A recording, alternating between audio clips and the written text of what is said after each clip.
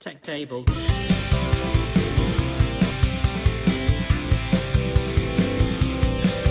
table.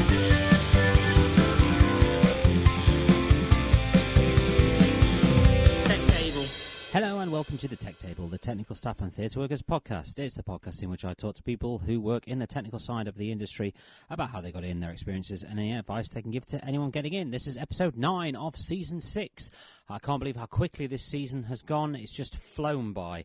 Thank you so much for all the downloads and all the messages. If you want to give us a email, it's techtablepod@gmail.com. If you want to give us a follow on the socials, it's techtablepod on Instagram, TikTok, X, Facebook, Threads, and YouTube. Tell your friends, tell your family, tell anyone you know who's interested in the technical side of the industry and anyone who's not, because it might make them interested. Big thank you to everybody who is involved in the Tech Table. It's been so great so far, and long may it continue. And with that, and without further ado, let's get on to our next guest. I mean, I don't know, from my experience, audio sparks memory a lot more than most other senses. You can, you always remember where you were when you heard a certain thing. So by that point, it's almost a lot easier to get the audience involved with us because audio is such a memory-inducing thing. Whereas to see something props-wise, sometimes you'll just glance over and go, oh, look at that! Wow, I can't believe that, and that's what drags you in. So it's having the foresight to go, we need that here. You know, we need to put that piece here. It'll draw the audience in, which it's fascinating. Well, my partner, Duck, is the Main State Music Theater props designer, and they just did Tootsie, and he overheard the actor talking about baseball when he was a kid, and he said he never got a good baseball mitt. Yeah. So his dad wrapped it in duct tape so that he could have a mitt that fit him. Right. And from hearing that, my partner made sure he got a ball glove and wrapped it with duct tape and put it on the shelf of that guy's apartment in the show. Oh, brilliant. And he saw it and he was like, how did you even know? But it's like those things that that make the idiosyncrasies make it real. Yes, you know, absolutely. It helps the audience suspend disbelief as well, because also doing that with the baseball glove makes it more real for the performer, which then makes it easier for the performer to make it real for the audience. Oh yeah, absolutely. That's brilliant. I worked with Uta Hagen on, what was it? Collected Stories. Yeah. And it mentions her address in the play. And when she was writing a check to someone, I made sure that I had her character's name and her address as well as Chase Bank on the check. Yes. And she smiled. She didn't never said anything to anybody, but I saw her open the checkbook and smile. And for me, that was like, okay, all right, I'm okay. Yeah, it's attention to detail, isn't it? That's what it is. Yeah. Because we've had shows where somebody's reading it, like Les Mis. I worked on Les Mis, and there's letters on Les Mis, and the letters are always printed out on period paper, because if that letter falls and lands in the audience has to think that it's real, and it's not just somebody reading, knowing their lines and reading a fake piece of paper. So it's just that small attention to detail that I think makes things that much better. Yeah, absolutely. Excellent. Sometimes, oh, sorry, go ahead. No, you go. No, you go. No, this is your house. I'm a guest in your home. That's all right. You're the fascinating one. I'm just trying to keep up. For a lot of the stuff, I use lorem ipsum, which is the layout from 1500 Latin, so that an actor doesn't get caught up in reading what it is. Right. And also, if something does get sent out into the audience, they can look at it and realize it's nothing, so they go back to the play. So they don't get involved in that. Yeah. So I use that a lot as like a extra protection for the actor, because they're going out there naked. Yeah. The only thing they go out there with is their talent. Absolutely. And we are just icing on their cake. Yes. Yeah. They create the music. We just add the lyrics. Boom. So, in your line of work, in your industry, I have to ask this: has there been any issues? Anybody you find? I mean, is it like a dog eat dog world in the props world? Because sometimes different aspects of the industry can be quite harsh and difficult to work with, and you've got people who will, for the want of a better phrase, stab someone in the back just to get a job and things like that. Do you have that in the props, or is it kind of one family? It's it it it's like the Addams family. You know, we're weird and we have odd things around our house, but for the most part, we all support each other. Yeah, I don't know anybody I don't know of anybody who just like, because it's so small, yeah, it's such a small world, props. Uh, we pretty much, watch out for each other or help each other. yeah. And there's something called Anne Bonny Pirate Map that Right. that I started a long time ago. That is all the different places around that different prop masters can put their information in about this place is closed, you can't go there anymore, or this place in Brooklyn has chairs. This place in Brooklyn you can find all kinds of reclaimed furniture. So it's there for all the prop people to look at and just check in on, and that's through the Props Summit. It's a thing I started years ago Yeah. to get prop people together and just like talk about safety, pay, and raising the art. Excellent. That's brilliant. So do Thank you you, man. are you like a hoarder? I mean, do you go round and if you see something in a shop, go, oh, I might need that at some point, or Well, that's an incredibly great question because, like I said, my partner and I are both prop people, yeah, so yeah, our apartment is stacked. But I always keep it in the back of my mind. yeah, Um, when you do a season or your season's announced, you know kind of what you're going to need. So you read all the scripts. So if you see something, you just like remember it or take a picture, yeah. and then you have to go back and check in on it because it could be sold. Yeah. You I, know. I just have visions of you going, oh, I've got something that we need for that, and then having to go through mounds of clutter to try and find what you're Oh looking for. yeah, yeah. Well, I mean, if it's Chekhov, you're always going to need a gun or a samovar. My card is the 5 items you need to do every Shakespeare play. It's a Yeah. tarot card, and I'll send one over to you so you can check it Oh, out. yeah, that'd be great. Nice. Brilliant, brilliant. What was I going to ask you?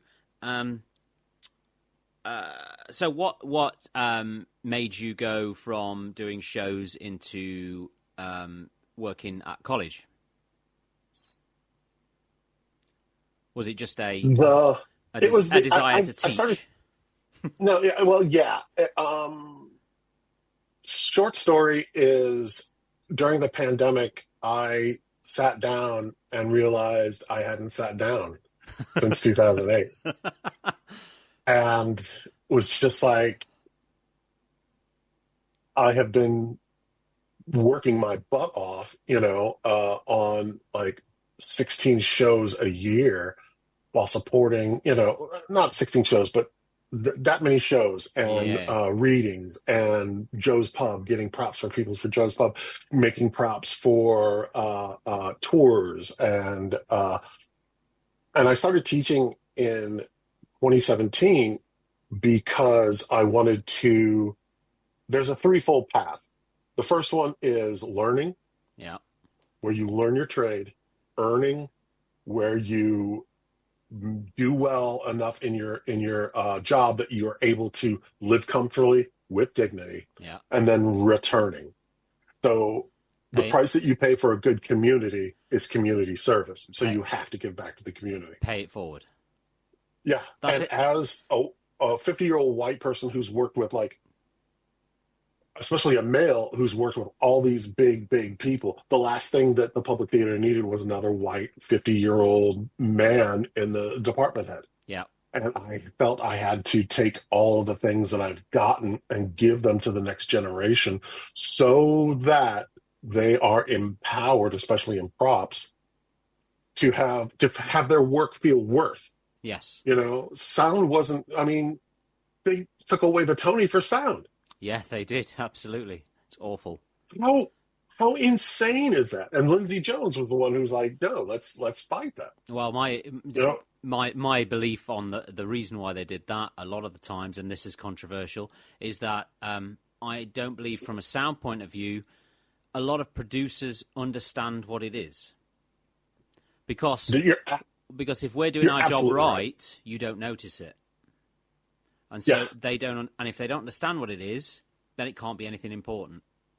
No. So until it's taken away. Until it breaks. Then it's like, why is there that echo in the room? Absolutely. Just to balance a room is an art that I would never attempt and understand because I don't have that discipline. Yeah. It's just understanding sound and how it works. Because obviously you could balance a room and you can have an empty room and it sounds great, and then put 1,000 people in, it sounds completely different, and then warm the temperature, it sounds completely different because of the way sound works, because it moves through the air. So it's waves. It's a vibration. Absolutely. It is a literal vibration. Absolutely. And every single person in that auditorium hears it differently. So every single person in that auditorium is a sound designer. So absolutely. So that's what we have to work with. And you get notes from everybody, not just the director. Absolutely. Actors, and they're never good. Some people have that fake. Yeah, it's like all advice. It's just like, oh, let me type that down. Thank you very much. Yes. Patrons, I couldn't hear. Okay. Yes. Well, that's all right. Sometimes that's not a bad thing. That's true. True. So we were talking before we started recording this about shows, long-running shows, and how many more short-running shows there are now than there were long-running shows. And you said, well, I've got my own theory, but what's your theory behind this? Well, Broadway, I do not. Oh God, I really got to figure out how to say this.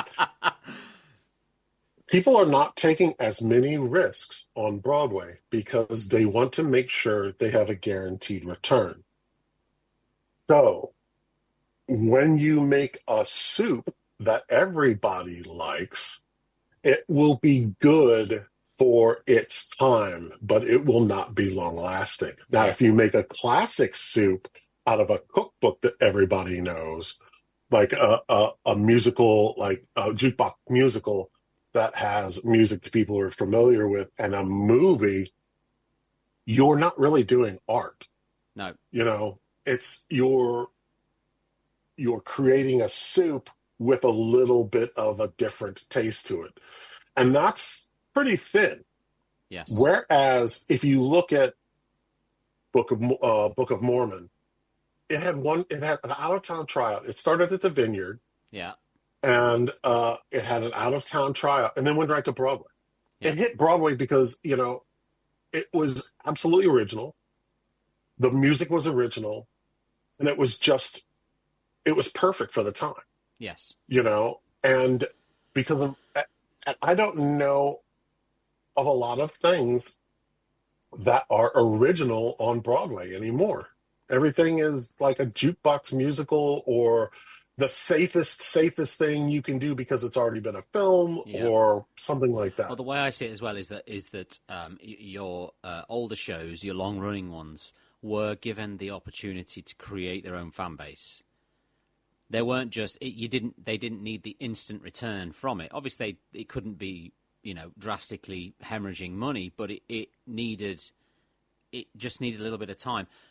Over here, I don't know how it worked on Broadway, but over here, the Book of Mormon was marketed brilliantly because it started off with the new musical from the people who wrote South Park, but after maybe 6 months, they got rid of that because it had started forming its own fan base, and so then it's not even mentioned in now it's Book of Mormon. It's not mentioned that it's written by Trey and Matt. And it was just marketed so well, and so it got that opportunity to build its fan base which is why it was which is why because it was runs. people we trusted. It's Absolutely. artists we trusted. You started off by like, hey, we're your niche, come on in. And then once you see that it's brilliant, Yeah. Sondheim went and saw it, Yes. and he wrote them. It was just like, you know, yeah, it's wild, but there's not a lot of original things that are happening out there. Yeah, people don't seem to be able to come up with new ideas. It's like you say, it seems to be Yeah, very easy to go, oh, look, there's a 1980s movie, let's make a musical out of it. Oh, there's a 1980s band, let's put that music to this movie. There you go. yeah, There's a surefire hit for 2 years. Thanks very much. yeah. And the reason that it was '80s is because that's the economic demographic for theater. About those Absolutely. people coming to theater now. Yes, absolutely.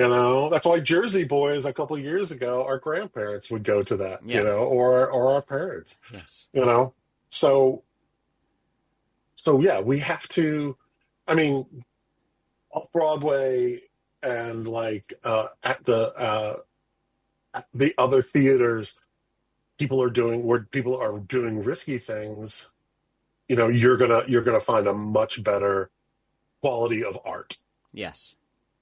And then if it's deemed worthy, then it'll be brought up to Broadway, and producers will change it to market it better. Absolutely.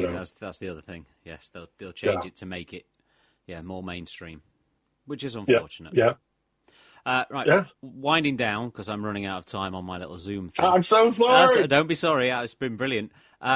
What do you have any advice you could give to anybody, either in the US or over here, if they're interested in your side of work? Because I think there's only a few colleges actually do props making as a course. So, Absolutely. I'm actually starting the very first undergrad track for props in the United States.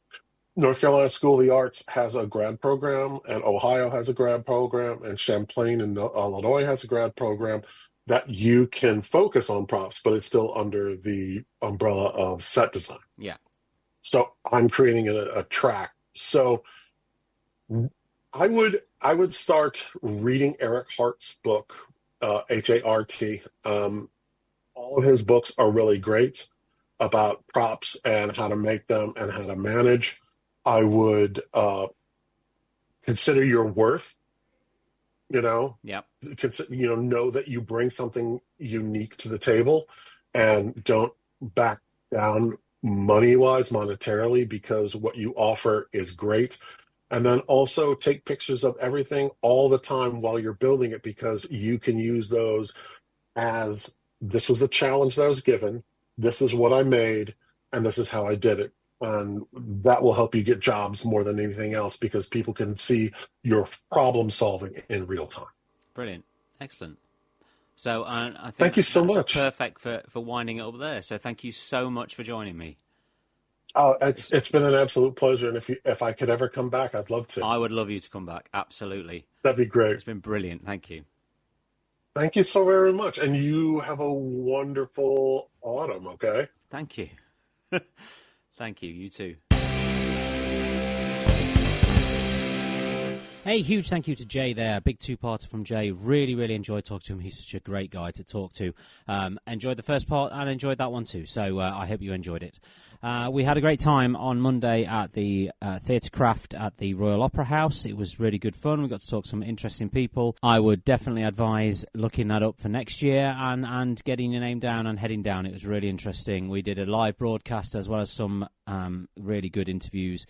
And thank you to you guys for listening. Thank you to everybody who's downloaded and everybody who's followed us. If you want to get in touch, it's techtablepod@gmail.com. If you want to get in touch on the socials, it's techtablepod on Instagram, TikTok, X, Facebook, Threads, and YouTube. Tell your friends, tell your family, tell everyone you know who's interested in the theatre or in the technical side of the industry, and anyone who's not, because it might make them interested. Give Jay a follow on his Instagram and his TikTok channel. He is the Proptologist.